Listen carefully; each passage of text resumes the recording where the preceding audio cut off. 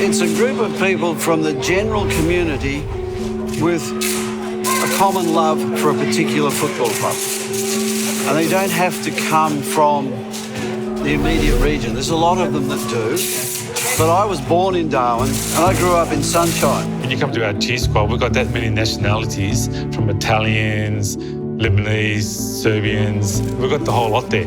Just seeing the amount of dedication and the love that these people have for the team, I just wanted to become an actual part of that. We get to games 2 hours, sometimes 3 hours before the game. We stay back an hour, 2 hours after the game. We're all together, always. We're all bound together in that way. And coming to an event like this, it's a really nice feeling to be part of a group that sticks together and has a mutual cause, a mutual understanding.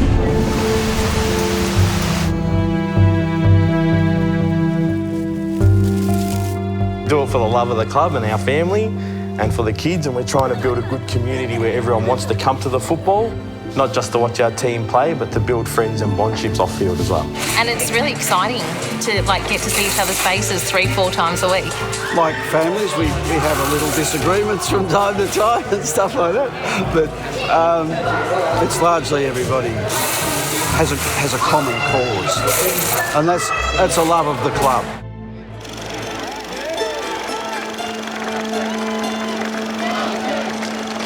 The era of streamers sort of started with a few clubs. Everybody used to bring their own floggers and banners. We used to make them ourselves. There were pockets of people who had them, so we had a little group that formed there. On the other flank there was a group that formed, but it was all very loosely attached. It wasn't until sometime in the 60s that they started to try to sort of get together and became a bit of a group.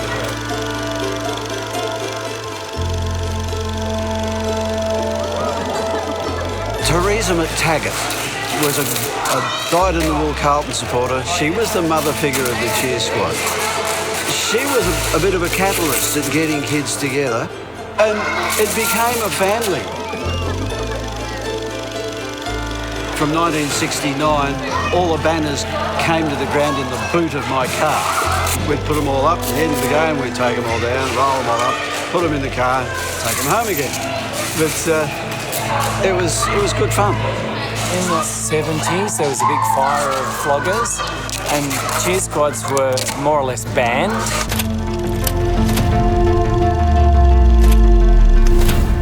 They weren't allowed to bring floggers to the football anymore, and for about 4 years, 5 years, the grounds looked kind of bare, and it didn't look quite right. There was no atmosphere anymore.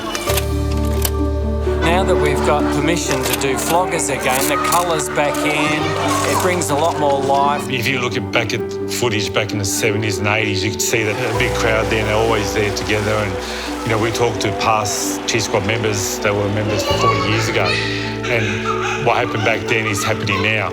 Still close.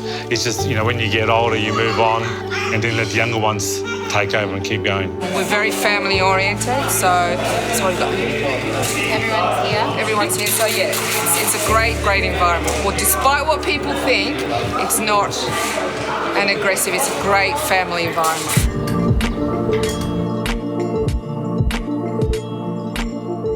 The cheer squad's only 250 people that sit behind the goal in one bay. The bays that are next to us are general admission bays, so we're not 1,000 people sit behind the goals. We know what we're to do, we're passionate about what we do, but it's about getting those other people around us involved. It's voluntary, so it's unpaid for, but don't get me wrong, it demands more than a full-time job. I even left my son's engagement. At 1 o'clock, I had to leave to come down to run the cheer squad, was there sitting Carlton game.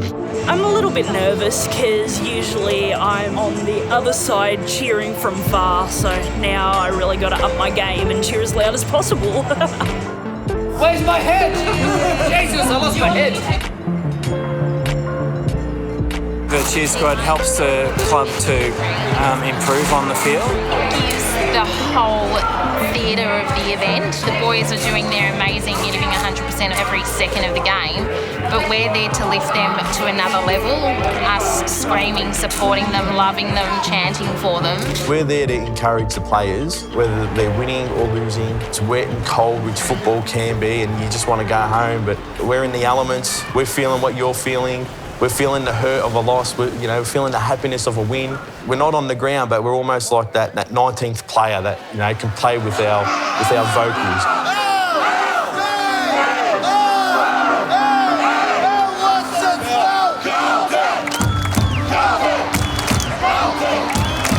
When you've been in the game as long as I have, you realise it's just a game. There's winners and losers, and there's good weeks and bad weeks, and there's good years and bad years, and there's good decades and bad decades.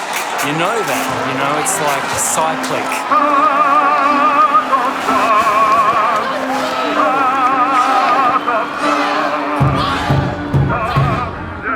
We're not about just the game of football and the Carlton Football Club.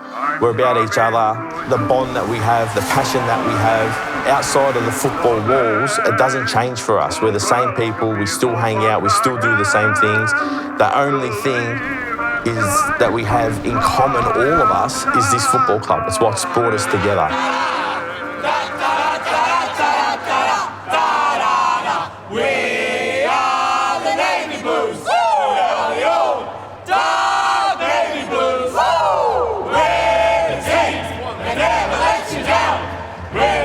Team of Carlton knows we're all the champions. They like to send up, we'll keep our end up, and they will know that they've been playing against the famous old dark blue.